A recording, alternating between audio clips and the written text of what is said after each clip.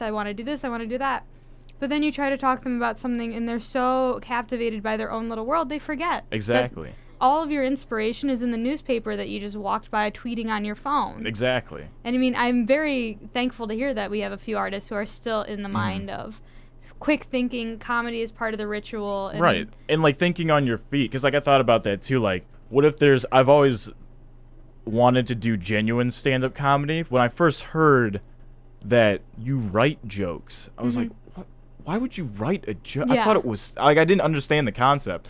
And then I was like, just ADD guy up on stage yeah, running it out. Yeah. So I was like, if this ever does work out, I'm gonna still be genuine with it and just wing absolutely everything. Yeah. Because back before I could read music, that's how it was. So when I first auditioned for snare, I made I made the snare line my freshman year of high school, and it was like, for those of the people listening right now, it was like DCI style drum line, like military drum line, not this stupid flashy flip your stick stuff. It was like hardcore, like stay in line, stay in your position, arm can only go so high. Exactly, type of thing. Like there's a difference between like, I'll snap, I suppose. The whole line is supposed to sound like one drum, right? And you can get in major trouble if it sounds like this. Yeah. And you'd spend the whole day, seriously, playing what's called eights. 8 hits on one hand, 8 hits on the other hand. And if it even sounds off by a little bit, then we're just going to run it again. And using that approach and just being used to the repetitive onslaught of practice, like, I was able to, like, zone myself out and, like, still, you know what I mean? Like, not think that I was really working on it. It's just, oh, yeah, I'm just practicing. Holy crap, it's been 6 hours, you know? I do the same thing on guitar. Yeah. And then in middle school, it became a problem on piano because it was like, wake up, go to class, don't care about school. I got off the bus at 3 o'clock and then played nonstop piano till at least midnight every day. And my grades went down so quickly. And then keep in mind, middle school ranges from 3 to 4 years. I went to Willoughby Middle in Northeast Ohio. So, like, my grades went down. But at the same time, like, I talked to other people like, are you classically trained? I was like, I only took like 2 or 3 years of piano. Yeah. The rest of this is me sitting here. Night and day. Yeah. Like, well, why'd you do that? It's like, because I just wanted to, like, the seed of curiosity, I suppose. It was just like, oh, what if I did this riff? And especially the whole thing with, like, drum rudiments on different things. It was like, all right, I'm going to do a paradiddle in this key with just these 3 notes. I'm going to see how this sounds. Okay, then I'm going to shift it and do this thing. Yeah. Yeah. Now, here's what I want to know. How can you name all of the instruments that you've gotten fluent in? Like, totally fluent? There are ones that I dabble with, and there are ones I like. Well, it's totally just anything that you play, run the list. I want to hear them all. Drums, bass, guitar, piano, organ. I'm not counting synth, because synth can go either way. Synth is hard, though. That is... True. It's modular synth. It's one of those. Otherwise. Some people are like, "Hey, look, I'm doing it," and it's like, you got all the knobs, bro. But guitar, bass, keys. Yeah. Accordion, harmonica. I think I already said drums, right? I think you did say drums. I think I already said organ. Was there anything else ridiculous? Because, like, I just noticed, like, I don't play wind instruments. I think the harmonica's really cool. You don't. Yeah, except for of course, like, harmonica and maybe vocals if you want to count that. But I don't know why. I just never did wind instruments. Like, I wanted to always play the cello. Yeah. I think that would be sweet if it weren't so expensive. Oh no. That would be awesome. I was really interested in violin at a point because I had tried to play guitar and I quickly realized that I am too small. My hands are not big enough, so I was like looking for new instruments. So I was like, because I got decent at the guitar, nothing great, not that I would ever show anybody, but I got to the point where I like doing it for me. I can tell by you, you like doing it for yourself at the same time as performing. Right. But like that's the one thing, everybody has their dream instrument of like, oh, like mine was the violin. I'm like, I want to play the violin, and everybody's like, why? Yeah. And then it was like a weird concept for me at the time too when I started jamming with other people. Yeah, man, I've been playing drums for like 14 years. Yeah, man, I've been playing guitar for X amount of years. Avery, what do you do?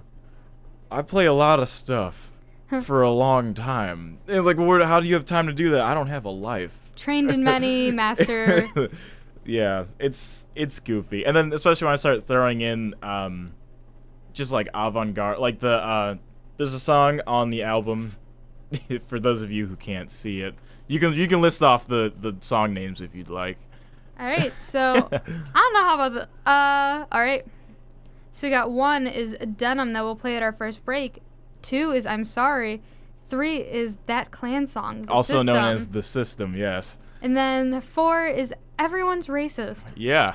And so, like... Is that kind of like the ironic song? Like, isn't it ironic? The whole thing, I would say, is a satire. Yes. Okay. And trying to even break it down to certain individuals just goes way over their head. But yeah. I take the aggressive onslaught of the rap, and I skateboard and snowboard a lot. Yeah. And just being around that group of dudes, individuals, whether you want to act like that or not, it starts to, like, wear off on you. The group of people that you're around, you start to, it starts to happen. And I started skateboarding in 2nd grade, and I know I have proof because I wrote about it in my little 2nd grade journal. But, you're cool. Through, like, yeah, people didn't believe it. I was like, no, it's on the wall. My mom has it in the Do you see it right here? Yeah.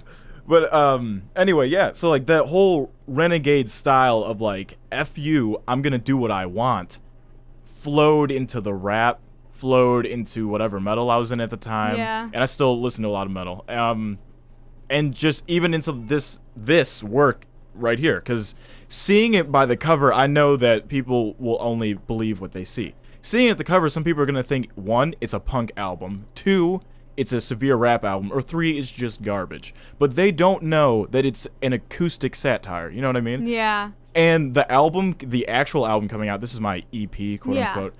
The reason this is a EP is because I'm going through the process of copywriting these songs, because I'm pretty certain someone's going to try to take these songs. But the actual album is the Enticingly Serious Interactive Study. So then you as a listener become part of the album. And that is also an acronym for ISIS. I would love to see people like, oh, what are you listening to? Oh, I'm listening to... ISIS? Yeah. Or like them trying to go the whole name, ManaTheMinimalist and da-da-da-da-da. Yeah. And then like them being like winded at the end. Like, oh, I just read that whole title. Give me a second. Yeah, exactly. So might as well just cut it down to The Minimalist. All right. Yeah. Well, we're going to take a quick break. Righto. And I'm going to play his first song, I believe, which is Denim. Right on. Alrighty. Oh man, dude. Seriously, I just sleep in my jeans, man, you know? Some crispy denim, you know? Oh yeah. I think I wrote a song about it. Check it out.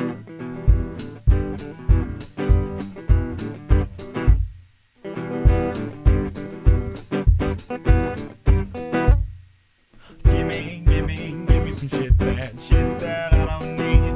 And yes, gimme a brand new iPhone 6 for free. And yes, give me some pesos of your name brand jeans. And yes, give me all your money, you stupid consumer fiends, yeah. Oh yeah, oh yeah, oh yeah. I walk around the world, one pair of denim, no shoes, no shirt, no one's telling. No shirt, a bare chest, except our breed. Take a wrench to your head if you're stuck on greed, and you'll bleed, you'll bleed. You have no right to breathe. You'll bleed, you'll bleed. Oh, yeah. Gimme some shit that I don't need. And yes, gimme a brand new iPhone 6 for free. And yes, give me 10 pairs of your name brand jeans. So yes, give me all your money, you stupid consumer fiends, yeah. Oh yeah. And some days I'm out, I just don't change my jeans. It's just like, my denim is burned, my denim is dry, my denim is wet and stuck to my thigh. I run through the woods away from white hoods with the double barrels drawn and their black hooves. Well, gimme some shit that I don't need. And yes, gimme a brand new iPhone 6 for free. And yes, give me some pairs of your name brand jeans. And yes, give me all your money, you stupid consumer fiends, yeah. Oh yeah, oh yeah, oh yeah.